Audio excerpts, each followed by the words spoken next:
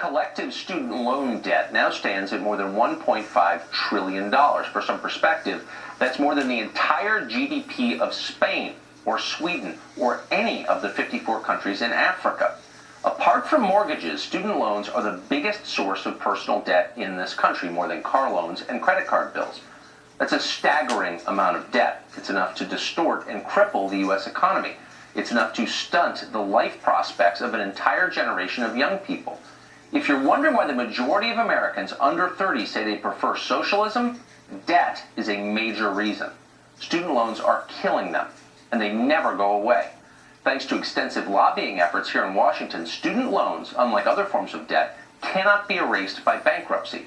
Economist Lenora Hawkins came on the show recently and explained the consequences of that. These guys start to default. Who's going to be left holding the bag? Well, one of the really big challenges here is you can't actually get through bankruptcy. You can't remove this debt where you can with everything else. So what are you going to do? You're not going to pay your credit card bill. You're not going to pay your mortgage. You're not going to pay your home loan because you don't have a choice, even when you go to bankruptcy, to not pay your student debt. The student loan crisis is a modern problem. Just 13 years ago, the average new college graduate owed $20,000 in student loans. Today, that number has jumped to $37,000. Student debt is rising far faster than the earnings of American workers, the very earnings that are supposed to justify student loans in the first place. For professional degrees, the number goes far higher than that. The average law school graduate carries more than $110,000 in student loan debt. For new doctors, the burden is nearly $200,000 by the time they finish medical school. Overall, 2 million Americans owe more than $100,000 in student loans. Imagine starting life that far behind. Many of the people paying off college loan debt never even earned a degree. They tried to improve their lives by attending college. They wound up poorer and in bondage. And not just a few of them, millions and millions of them. What are the effects of this? Well, the damage is far more profound than anything caused by climate change. Young people are broke. As a result, they're delaying the vital life transitions that were automatic for earlier generations.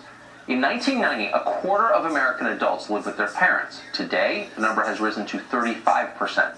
The home ownership rate for millennials dropped 8 points from the generation before. Unable to afford homes, millennials are getting married later and less often. They're also having fewer kids. It's not because they don't want children. According to Gallup, the percentage of Americans who want children has not changed in 25 years, and yet fewer children are being born. Thanks in part to rising debt levels, America's middle class cannot replace itself. That's why we're told we must import millions of new workers from abroad. Young Americans want homes and families. Helping them get those things ought to be our top priority as a country. We can't begin until we reform the student loan system. Why haven't we done that yet?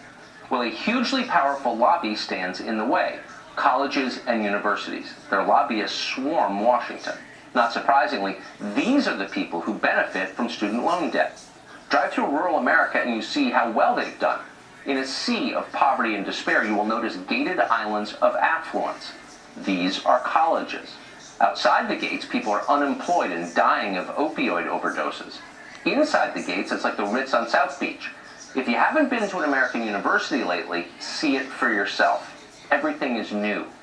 There's been a building boom underway for decades on campuses, all of it funded by debt that is destroying a generation of American kids. 100 schools now have endowments of over $1 billion. They are hedge funds with schools attached. What have colleges done with this money?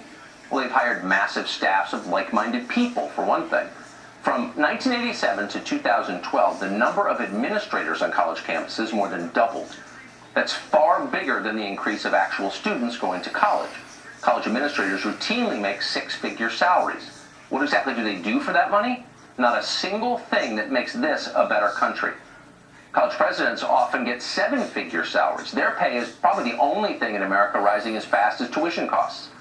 Academic publishers are getting rich from all of this too, from the debt boom. Prices of textbooks have tripled in the past 20 years. Printing hasn't gotten more expensive. Non-academic books are cheaper now than they were 2 decades ago.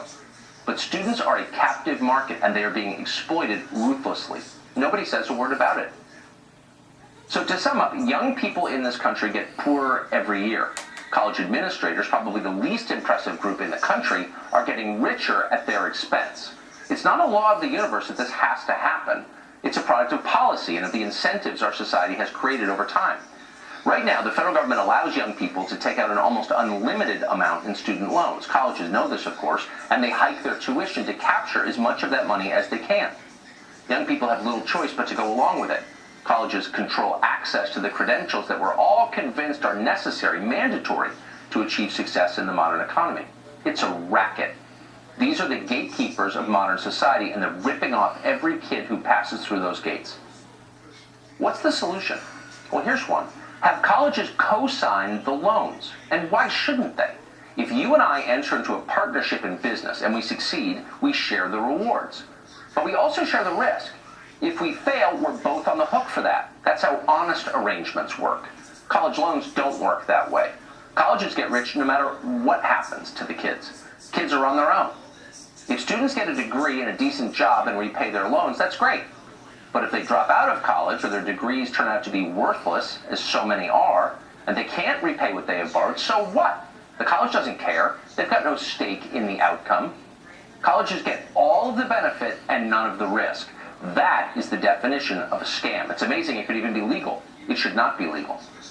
Maybe Congress could take 20 minutes from the Russia hoax and posturing about climate change and fix one of the actual problems, one of the biggest problems this country faces. Pass a law forcing colleges to share the liability on defaulted student loans. What would be the argument against that? That colleges can't afford it? That taxpayers should shoulder all the risk so that Wesleyan or Brown can build another diversity and inclusion center and hire more useless, overpaid deans of sensitivity? It's kind of hard to make that case out loud. It's too stupid. Congress should act now.